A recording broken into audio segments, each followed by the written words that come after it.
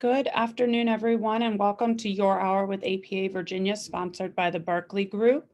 Thank you to the Berkeley Group for making this webinar series possible. Your Hour with APA Virginia is hosted on the fourth Monday of each month from noon to 1 o'clock, so we hope you mark your calendars and join us each month going forward. I think we've gotten a decent amount of people in and getting settled. We'll give everybody one more second to get in, and then we'll get started and on with our programming.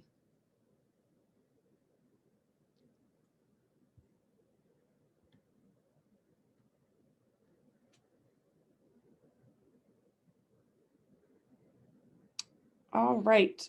Thank you again for joining us. And before we get started today, I want to remind you of a couple things we have going on with the chapter.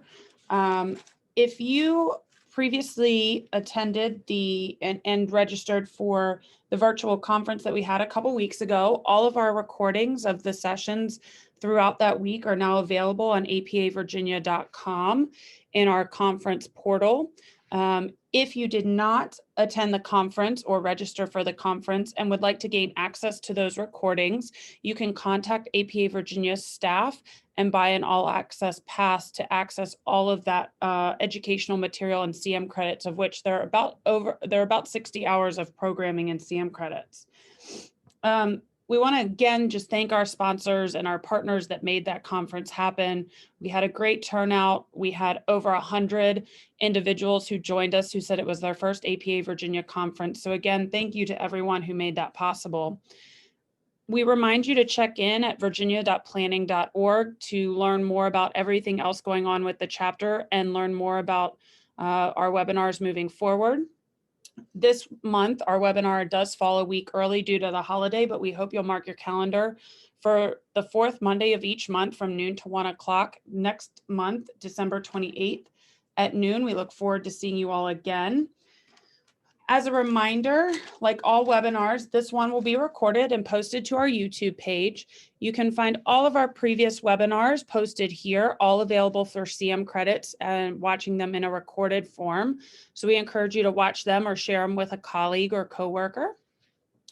As you may have noticed, we have shifted our webinar series to Zoom webinar, which is a different technology than we've been previously using with GoToWebinar. We believe this shift will allow for a better presenter and attendee experience. So throughout the webinar, similar to previous, you can put your questions in the Q&A box, not in the chat box. Put your questions in the Q&A box. We'll take those questions at the end.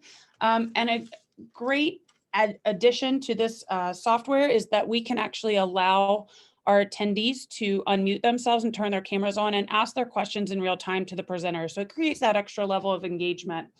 So bear with us as we get comfortable with this new software. We encourage you again to ask questions and communicate with us as this is going on. With that, I'm going to go ahead and introduce our speaker and hand the presentation over to her. Our webinar this month is How Big Data Improves Equity Studies. Equitable transportation policies, planning, and infrastructure depend upon input from equitable data. How can you ensure that your environmental justice studies are based on a truly representative data sample? In this webinar, we analyze location-based service data compared to typical surveys to see how closely StreetLight Metrics represent the population at large. Our presenter is Rebecca Sial. Rebecca is a solution engineer with StreetLight Data, helping transportation professionals leverage the power of big data analytics to better understand changing travel behaviors and inform transportation planning decisions. Prior to joining StreetLight, Rebecca worked for 8 years as a planner in the Richmond area, focusing on GIS applications for planning projects, data analysis, and project completion. Rebecca holds an MS in Urban and Regional Planning and a BS in History and Urban Studies from the University of Pittsburgh. At this point, Rebecca, I am going to hand it over to you and let you get your screen up and shared. Great. Thank you, Martina. Everything good? Looks great. Thank you. So as Martina said, my name is Becca Sial. I am a solution engineer with StreetLight Data, and today we're going to be talking about how you can leverage big data to improve any equity studies that you be doing. So this is a little bit of the agenda that we'll be talking about today. Many of you are probably familiar with StreetLight data, but we'll do a quick introduction about what StreetLight data is and location-based service data for those of you on the phone that on the call today that may not know what that is. And we'll also talk about the sample size and why that matters for equity studies especially. And we'll also do a little bit of a deep dive into what StreetLight's sample looks like in Virginia and how representative it is. And then we'll also look at how you can leverage StreetLight data to be able to enrich any type of equity analyses you may be doing. So let's get started. So let's start with that overview of StreetLight data. Who are we and what do we do? Well, StreetLight Data is a software company that leverages the power of big data, transportation industry knowledge, and advanced data science to provide transportation metrics on demand. We utilize a couple of different data sources. One of which, our main data source, is called location-based service data, which I'll probably be referring to as LBS during the presentation. What location-based service data is that many of us carry smartphones, and we are looking at apps on those smartphones that use people's locations to be able to provide the service that they are advertising. For example, a lot of us are going to have weather apps on our phone. You need that location to be able to understand what the weather is every time you click on that app. So what the location-based service data is doing is pinging in the background of where your location is to be able to provide that service. StreetLight uses that location-based service data along with connected vehicle GPS data and contextual data such as parcel, land use, census, and other sources to be able and put that into a machine learning algorithm. And in that machine learning algorithm, we build transportation metrics such as for trucks, cars, cyclists, and pedestrians. And we use those transportation metrics in different transportation studies, such as origin destination, select link, routing, getting volumes as well. So you can access StreetLight data through it's a browser-based platform. You can access it with any login and an internet connection and a laptop, and you're able to run these transportation studies from your desk. This is very different than what we've traditionally been able to do as transportation planners. I think many of us on the phone today have been this guy on the right-hand side of my screen here who are out putting down counters, or maybe taking tallies to see how many people are crossing the street. With StreetLight data, we're able to do that from really on demand, and we're archival data. So you're able to understand metrics and do before and after studies. And this is especially important during COVID-19 when typical travel patterns really don't exist. And we're having to go back in time to be able to complete different types of transportation studies and retrieve that data. So let's get into the meat of matter and see why sample size matters and some of the benefits that come with a big sample size to an equity analysis. So first, we're going to start with a little bit of detail on what we talk about when we talk about transportation equity. Now, there's a lot of different laws, federal and state laws that cover transportation equity and transportation planning. But the two big ones that we typically talk about in transportation planning is Title VI and environmental justice. So Title VI refers to Title VI of the Civil Rights Act of 1964, and it establishes that no person in the United States should be excluded from participation in, denied the benefits of, or be subjected to discrimination under any program or activity receiving federal financial assistance. Executive Order 12898, which was signed by President Clinton in 1994, really established the environmental justice process, along with the presidential memorandum that accompanied that executive order.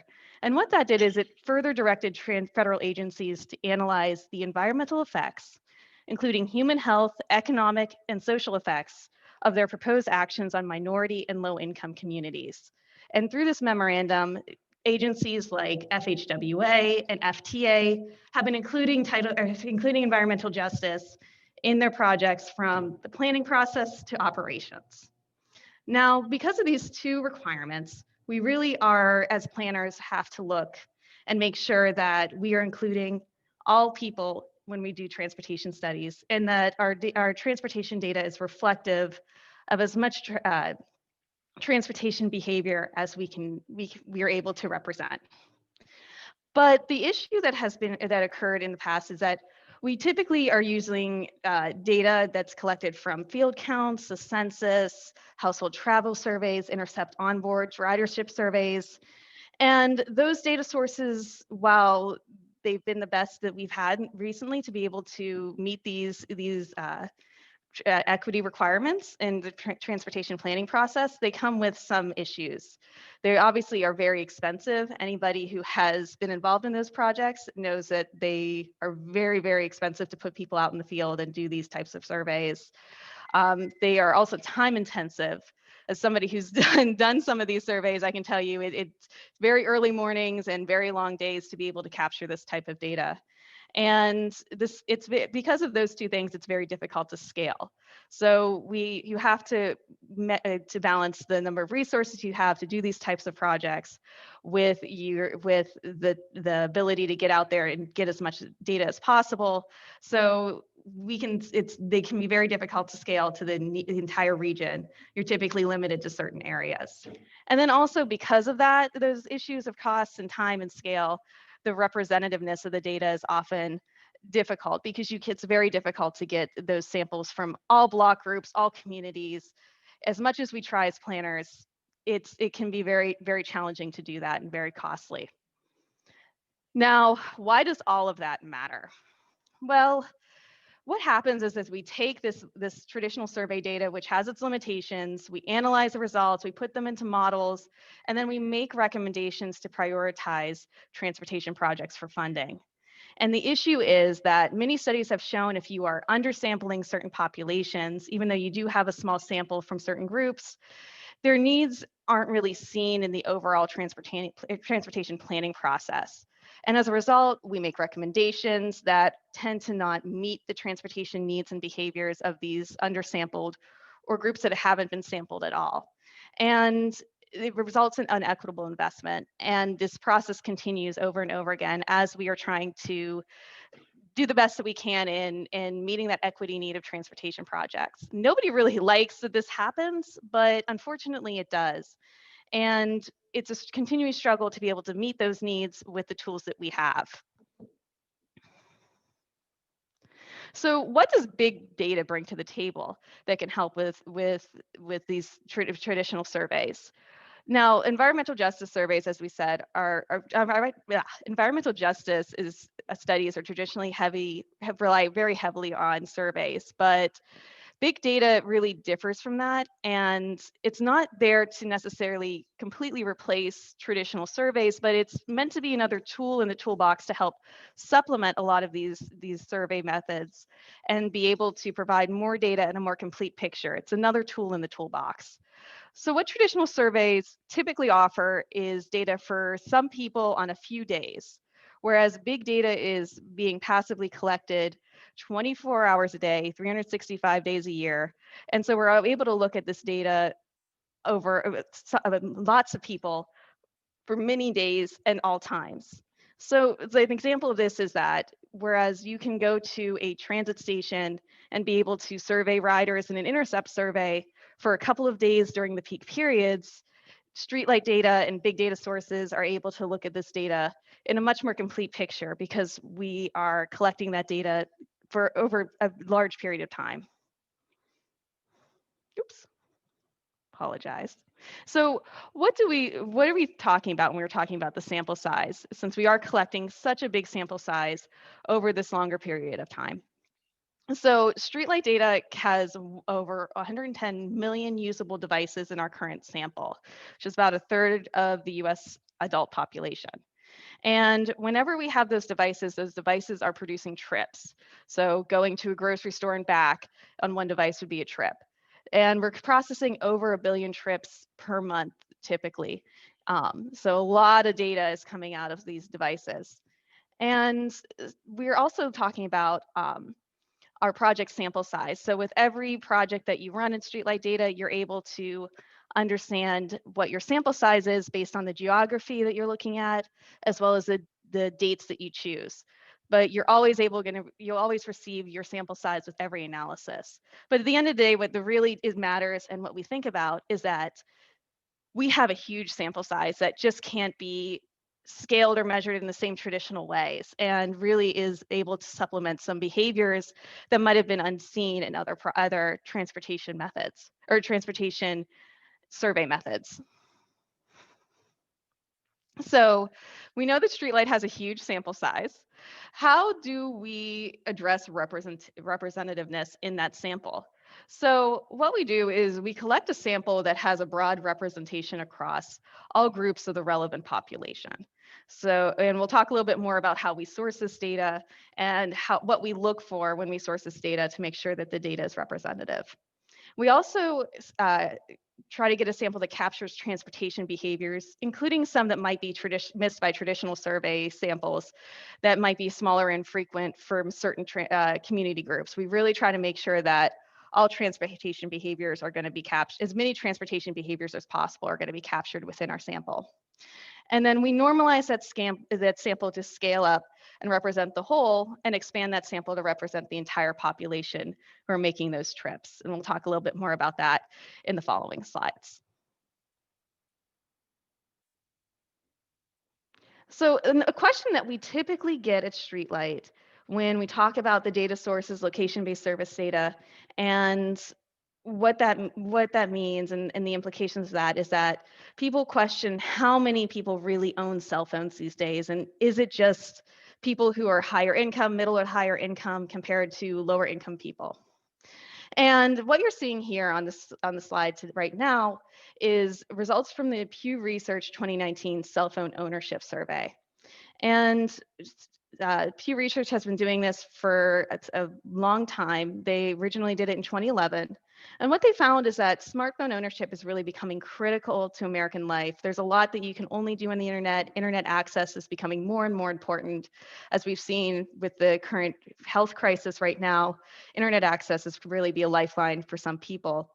And we see that 81% of adult Americans are owning smartphones in 2019. That's compared to 35% in 2011.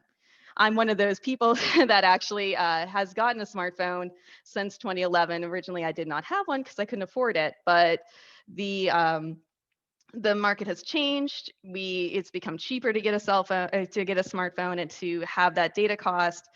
And we've seen, as you can see on the right-hand side with the table, that the smartphone ownership is pretty high across all demographics, regardless of age, race, and income. It's really become a lifeline and a requirement for a lot of Americans.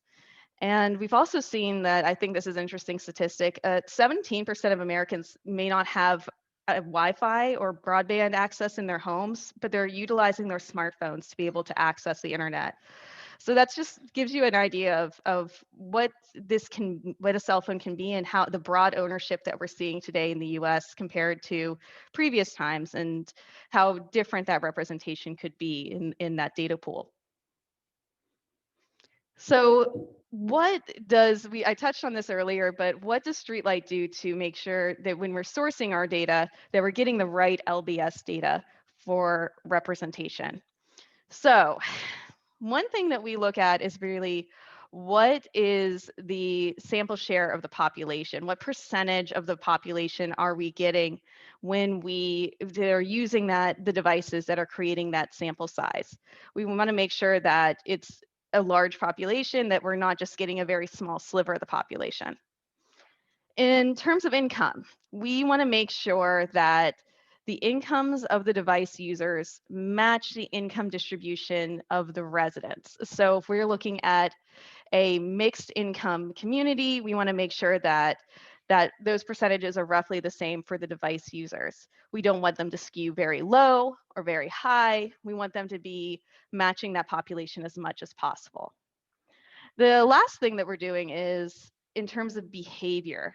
Does the way that the data is collected, the type of app that they might be using, or a type of connected vehicle, is that going to skew the sample size in some way? So let me give an example of what that might be. If I create an app that is specifically geared towards eating at Michelin star restaurants and locating the closest Michelin star restaurant to my location. That's probably going to skew higher income. Only a certain number of people can afford something like that. And so that's something that's the data source that StreetLight would not be interested in, compared to something that might be like a weather app is a good, or closest gas station near me that has a certain price of gas. All of those things are going to be more attractive and more interested to a broad socioeconomic group. And that's really what we're looking for when we're talking about being able to source our data and making sure that there's not going to be some kind of skewing of the sample because it's of the nature of the data set. So you now know how we are sourcing our data and making sure that it's representative when we source it. But of course, with every field, every survey, every type of just like every survey, StreetLight data has to do some normalization once we get the data to make sure that it's representative as well. So this is a simplified summary of how we do that.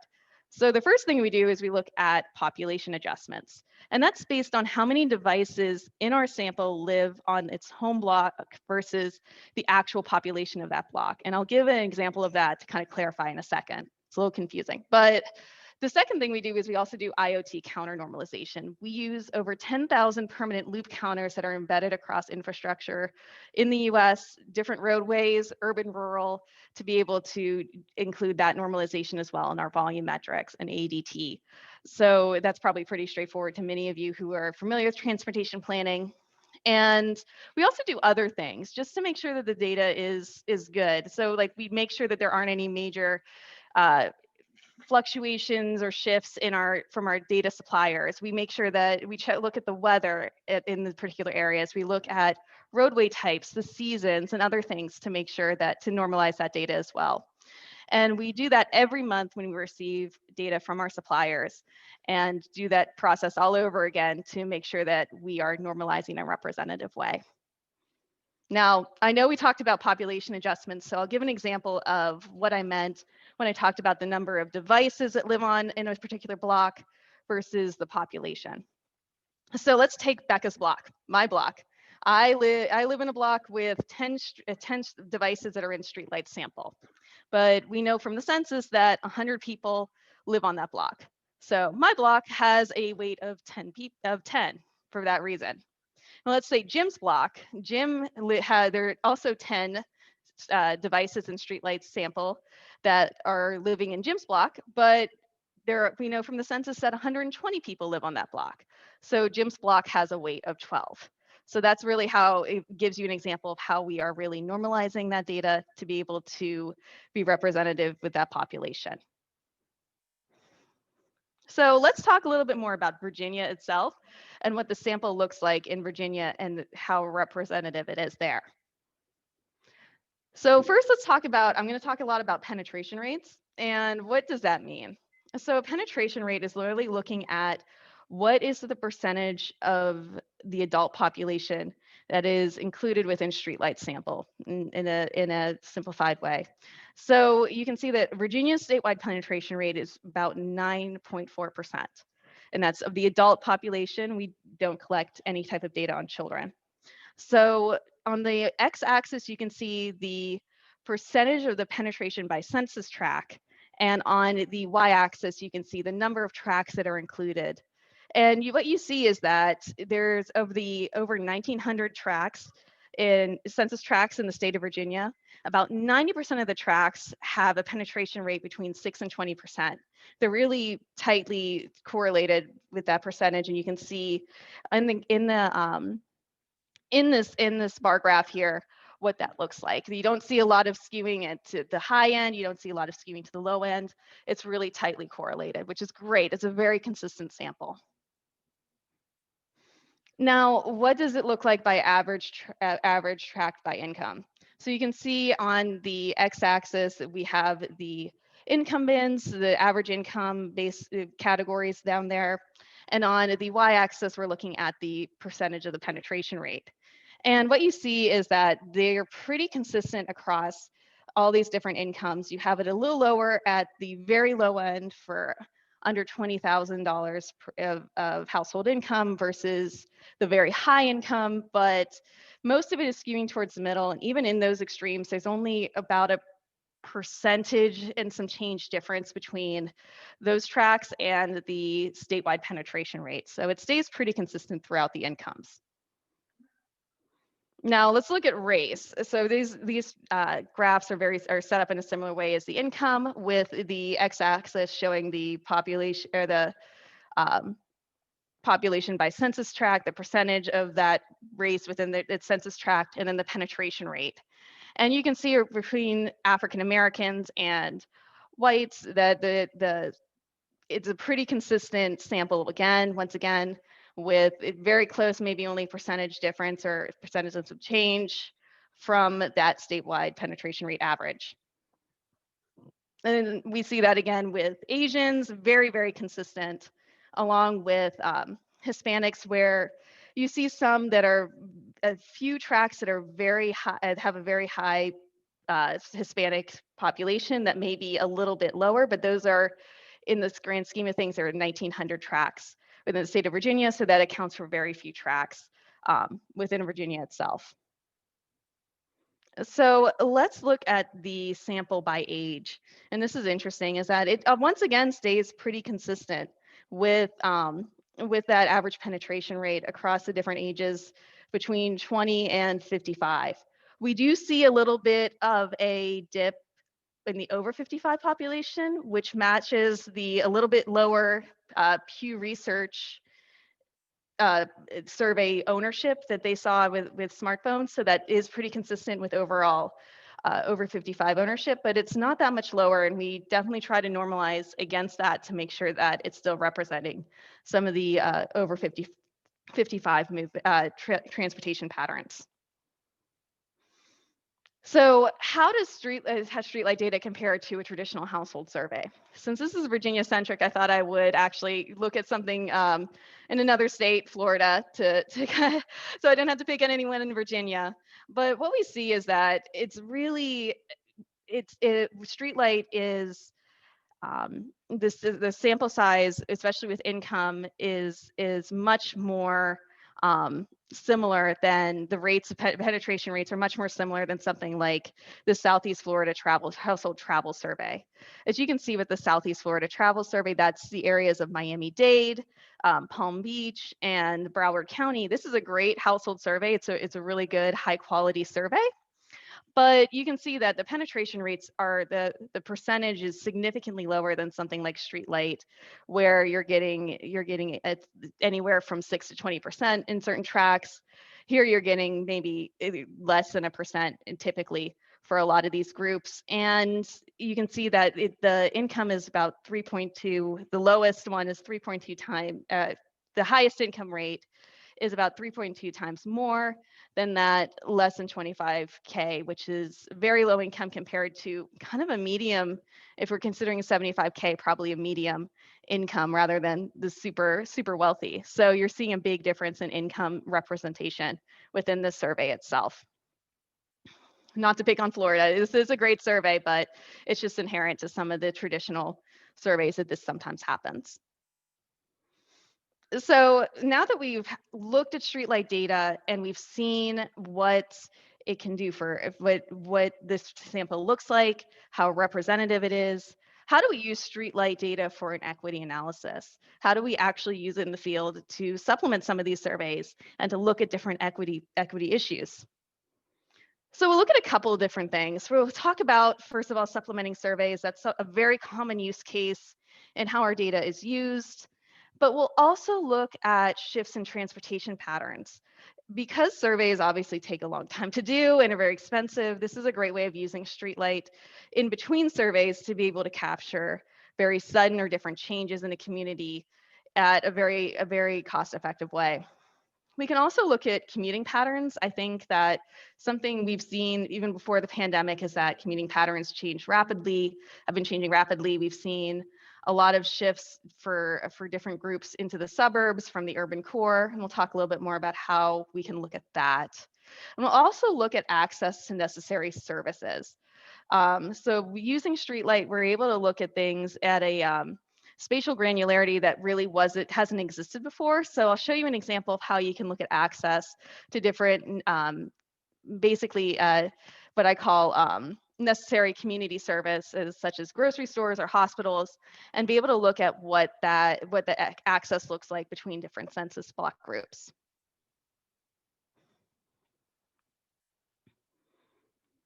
So let's talk first about the most common use case is using big data in planning surveys. And you can really use them before, during, and after. So every stage of a planning survey to be able to supplement with traditional surveys with big data.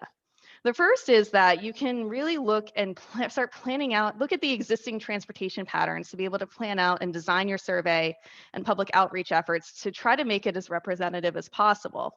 So for example, is that you might be putting people, and you know that if you're doing a transit study in the 95 corridor, you know that you want to go to the VRE station, but you might not be capturing some of the people who are slugging at the Horner Road Park and Ride who may not be able to afford to go on the VRE station. So you can see that some of the transportation patterns from those groups and be able to plan out how you're going to do that outreach, how you're going to do those surveys, and be able to more effectively use your resources to make sure that your survey is representative. The second is identifying populations that might be missed during traditional public outreach. So an example of this is that we typically use a half-mile rule of thumb for transit access, that's the most people are going to walk.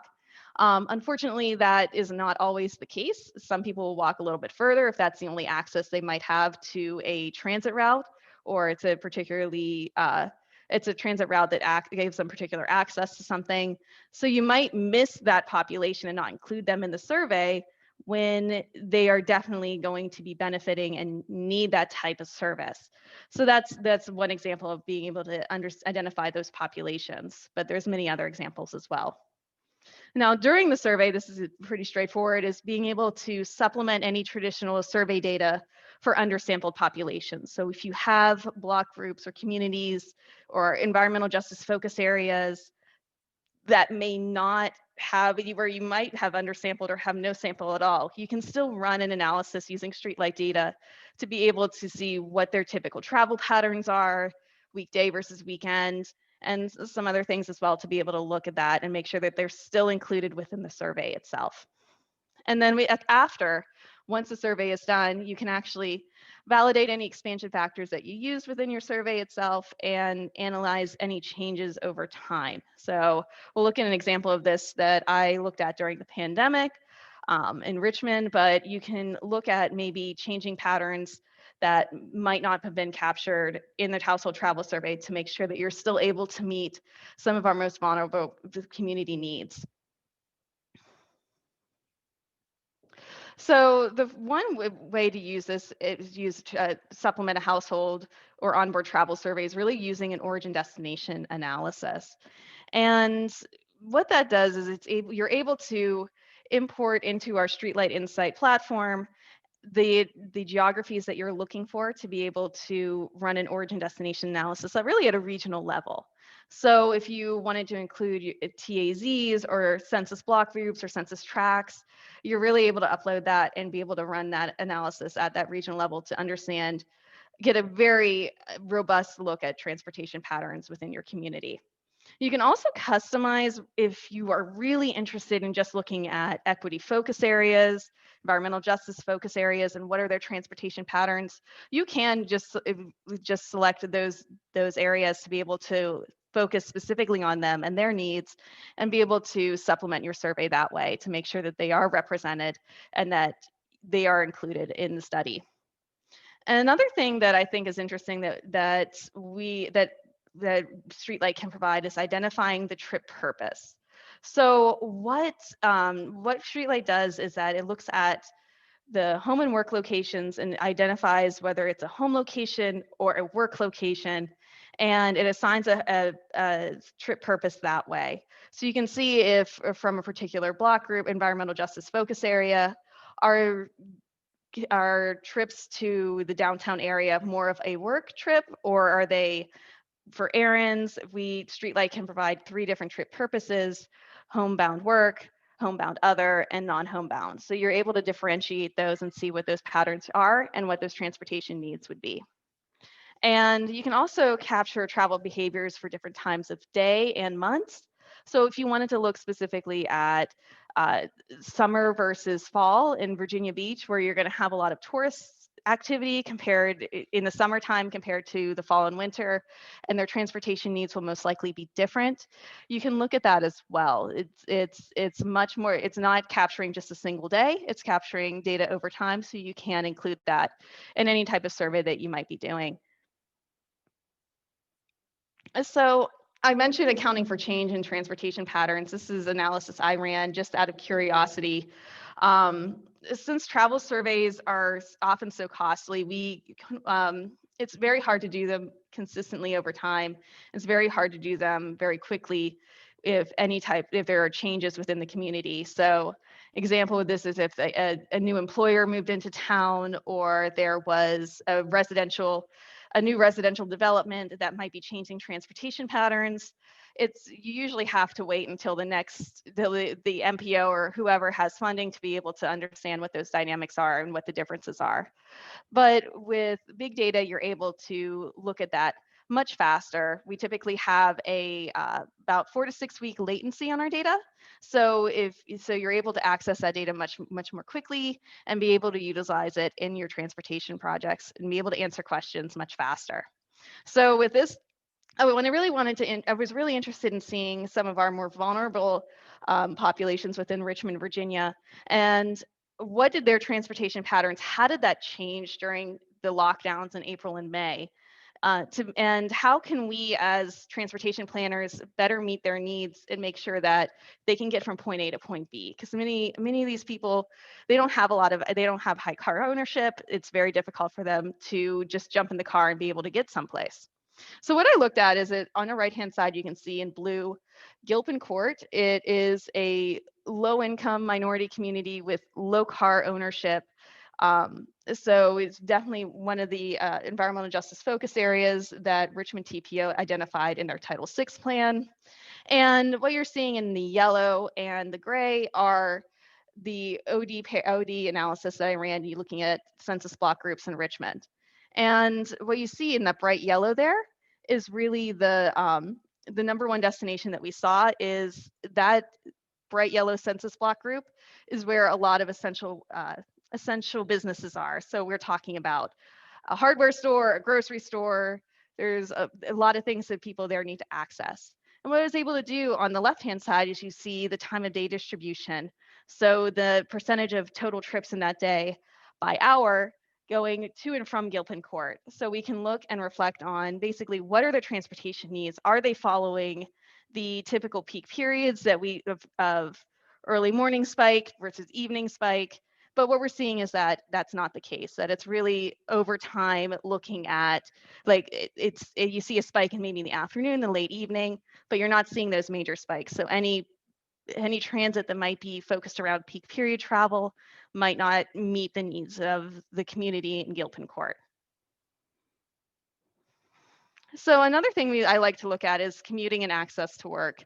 In the last, many of us know, in the last decade or so, we've seen a growth in poverty in some of the suburban areas in our state.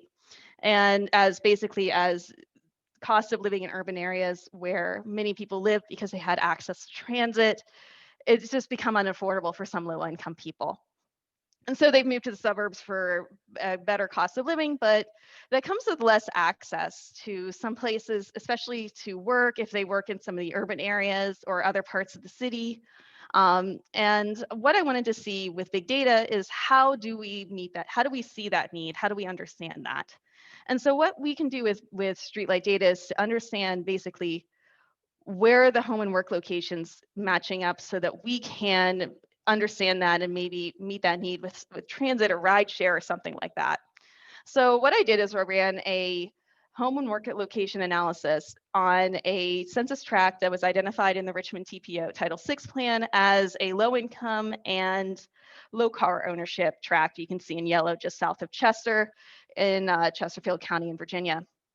And what I saw is that I ran an analysis specifically looking at the residents of that tract and what their work locations were. And you can see a lot of them are working in that area in Chester where they might be able to walk or have somebody who could drive them. But you also see a lot of trips that are going outside of that area where the transit might be needed. So looking at downtown Richmond and city itself, North Chesterfield, also looking at Colonial Heights and Hopewell. And we can see what their home and work locations are for that. And then we can also look at the demographic data of those making the trips. This is on the right-hand side. You can see the bar graphs of the trips going to downtown Richmond and what that looks like, basically by looking at the traffic by income, education, family status, and by race. And we can also look at the trip purpose. I noticed that about 46% of those trips that were made from one to the other really work-based. So we're able to see what that looked like as well. So the last analysis that I'll share today is looking at accessibility analysis at a more spatially granular level. So we typically, when we look at OD patterns and accessibility, we're typically looking at something bigger, a bigger area, such as the unit we're looking at is a block group or a TAZ. But with StreetLight data, you're able to look at a much more granular level to specific areas, such as one thing I like to look at is looking at hospitals, especially a VA hospital where certain people cannot, especially veterans, cannot access any other healthcare except at the VA hospital. So it's really important to have access to those facilities, as well as looking at grocery stores or transit hubs and being able to compare what different transportation metrics are between different block groups and see what the differences are. So as you can see in the inset of the image here, you can see that I just drew a polygon around McGuire Hospital. And basically what it does is it geofences for the origin destination to understand, to capture the trips that are either ending there or beginning there. And I ran a bigger OD study to see of where the trips originating within the Richmond area by block group that are ending at McGuire Hospital. So that's the blue that you see in the main picture there. The darker the blue, the more trips. And what I really wanted to compare is not the number of trips necessarily, but what are some of the accessibility trip metrics that we can look at and compare between different block groups to understand what the differences might be. So I really was looking at trip length and trip duration, so we can see, do trips starting in environmental justice focus areas, environmental justice census block groups, do they have to take a longer route to get to something like the VA hospital? Does it take them longer than trips that are starting in more affluent areas of Richmond? And is that because of location? What is going on there? So we're able to see, basically understand what those metrics are so we can dig in deeper and look at different OD studies to see where are our locations, where are our access, and compare what that accessibility would be to these necessary services in a different way that really was not available before.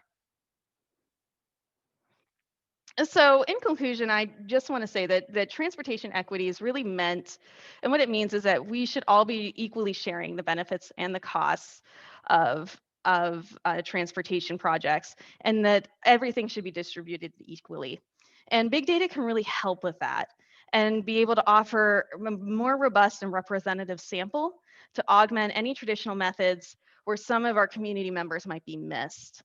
And our metrics are derived from big data that can support planning efforts by identifying these travel patterns that typically might not be seen in traditional surveys and therefore might not be, the transportation projects that address those needs may not be prioritized for funding, so that we can make sure that when we are prioritizing projects, that we're really making investments that are representative of our entire community and not just those that we're able to capture in a survey itself. So with that, I'll take any questions. All right, let's see. Our first question, comes from, I can't ask them to unmute themselves because it's an anonymous question, Mhm. but it says, do you have a white paper describing the equity normalization process slash strategy? I've read the multi-mode methodology white paper, but it doesn't Mhm. have these graphs about demographic factors. That's a really great question. We actually just released that white paper, and a lot of the data that I actually showed is from that white paper. So I would definitely go back to the StreetLight Data website, and you can find that white paper and download it. And you feel free to contact me if you personally, if you're interested. I can also email that to you as well. Oh yes, we do, and I'm happy to send that to you. And we can also include that piece in our follow-up email as well, if that's easier for you, Becca. Okay, yeah, absolutely. All right, we're going to take our next question from Xavier Harmony. I'm going to allow Xavier to unmute and ask their question. If you want to go ahead. Let's see if it'll. Hello, can you hear me? Yep, we Hey can. Xavier, how are you doing? Hey, good, thanks. Hey, Becca, good to see you. Good to see you too. Thank you for the presentation. So my question was just about the data, the process of calculating everything. Mhm. So you mentioned StreetLight Data is a software company, and there are algorithms that you utilize to process the information. Mhm. And so one of my questions, or my main sort of questions about these algorithms, like, are they proprietary? I guess is the first sort of part of that question. Mhm. Yes, a lot of it is proprietary. That we share a lot of our methodology and some of the metrics that we're working with, but there are some proprietary things to it. Okay. They are proprietary. So my follow-up is then, how does someone who uses the data know how the results are calculated and determined? And I elaborate by saying transparency is important for both public sector and research purposes. Mhm. And talking about something as sensitive as an equity analysis, it can be Mhm. important to be able to explain how we arrived at our conclusions. That is, Absolutely. Yeah, that's a great question, Xavier. And we really try to be very transparent with how we're calculating things. Like, for example, the white paper I talked about equity and how we are normalizing our data and how it's representative is that we do produce those white papers to make sure that you are getting enough information that so that you can feel confident in what you're calculating. We don't want to be a black box. And really, if you do have questions, even after reading these white papers, we are always happy to discuss that with you. And Xavier, you have my email. You can reach out to me anytime if you have questions like that. We are always happy to explain anything that might be unclear or that you're unsure about that might not be answered in those white papers as well. We absolutely, you're 100% right. We want to make sure that we're transparent, that you can communicate with your stakeholders and the public, and we want to make sure that we're partners in that. great. Thanks, Becca. Sure. Great, thank you, Xavier. Our next question is from, your name appears as BH. BH, if you want to go ahead and unmute yourself and ask your question. Yes, thank you. This is Beth. I work for Loudoun County, Virginia, and our county in the past has undergone quite a bit of growth. That's slowing down. However, we really focus on being able to capture and understand new areas and then changes in existing areas. And so I was wondering how exactly you are associating characteristics with users, and whether it's census data, whether it's decennial census data, so that would date back to 2010 at this point, and how relevant the StreetLight data is for communities undergoing substantial change. I also was curious how you're able to know the age of the device user. Those are great questions. So first, Beth, we are looking at the way that we're doing our demographic characteristics is we're looking at the home device, the home location of the device, and the census demographics that are associated with that census block. So we're scaling up those trips proportionally based on those demographic factors.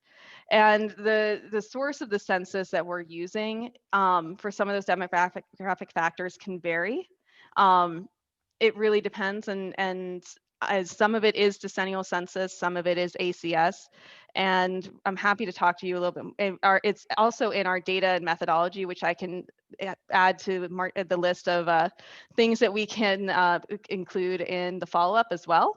But it really depends on the type of metrics that you're looking at.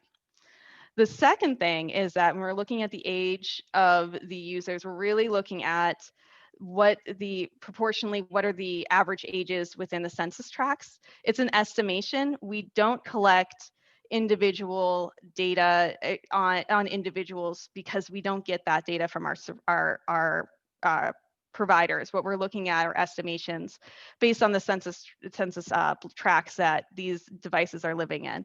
So it's an estimation based on the breakout of the age in each of these tracks that we are estimating the device user's age as well. Thank you. Thank you. All right, our next question will be from Alex Long, if you want to go ahead. So how much of the data is generated from capturing data that is within the census tract or area under study? So let me make sure I'm understanding this. Do you mean the penetration rate, or could you elaborate a little bit more? Yes. So whenever we're looking at those penetration rates, it really can depend. The actual sample of your study really changes based on the dates that you use and the geography that you're looking at. So it can vary, but what we do with StreetLight is we definitely make sure that we provide the sample size for all of your analyses, so you'll know exactly what that sample is in comparison. Does that answer your question? Somewhat. Let's say it's an arterial highway, and then a couple of the other roads that connect up into it for the network.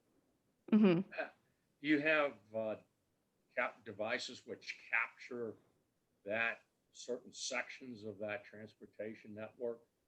Or I'm still confused as how you're capturing your baseline penetration data, and then I assume you then take that and model it up against the larger data set. Okay. Okay, so what we're looking at when we're looking at our penetration rate is we're not looking necessarily at the number of trips that are on the road. What we're looking at is the census tract where that device has its inferred home location. So that's what we're talking about in the penetration rate, is at the home location of that device. When we're talking about a penetration rate within a specific corridor, that's a little bit different. The calculation differs a little bit than what I showed today. So if you have a study do you have a study that you're particularly interested in?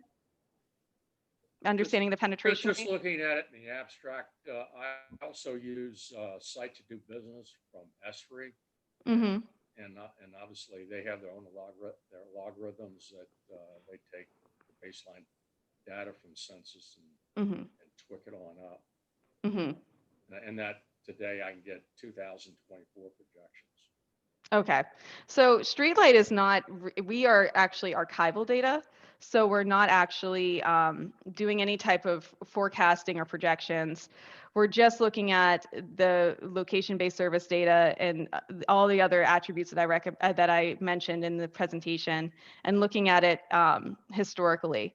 So it's a little bit different, but we could always look at penetration rates and corridor studies, but the process would be a little bit different. So if you do have a study or some more questions about using StreetLight data, I would definitely recommend talking to either myself or one of the other solution engineers in the area that you're working, and we can help you figure that out if that's a concern for some of the work that you're doing, for sure. Thank you very much. It's a really interesting tool, and I'm just scratching the surface on it. So Well, we're happy to help. Thank you for the education. No problem. Happy to help. All right, great. Our next questions, we have a couple from Nicholas Ruiz. Nicholas, if you want to go ahead and unmute yourself, go ahead and ask your questions. Hey, Becca, another DRPT, former DRPT coworker crashing your presentation here. Happy to have you. Thank you for coming, Nick. Very good presentation. I learned a lot actually, and I think the previous or two questions ago they answered my second question, but main inquiry is can this data be scaled up to the statewide level? So for example, as we're going through our next iteration of the Virginia State Rail Plan, it would be really helpful to get some very granular data on, for example, how people are using a mode, so how people are using rail, and looking at the data. What are people doing and when are they doing it between Richmond and Washington, D.C., for example, or between Roanoke and, Washington, D.C. And so I know the examples you gave were more locality examples at the block and the tract level, but can that be scaled up to the statewide level with still a high degree of accuracy? Yes. So we've actually done work with other rail plans that with customers to be able to understand interstate rail travel as well. And that is actually something that we do because we are looking at processing our data and normalizing it nationwide. We're not doing it a local way. So we can definitely help you with that for sure. Like, as you remember, I worked on the intercity bus study for DRPT, and that's something that I always wondered, why aren't we using more location-based service data in that way to see movements between cities? So we definitely can do that. When we are actually, and this is something that you would definitely be interested in, Nick, and I can definitely follow up with you after this, is that we are actually releasing our specific rail mode in the next month. So that's definitely something I think would be useful for you to be able to do this statewide rail study and understand what those market capture would be between the different areas of the Commonwealth. Yeah, no, that would be extremely helpful. So yeah, I would definitely appreciate following up with you after this. My other question was, and this is just kind of a fun one, and maybe you don't know the answer, but it piqued my interest.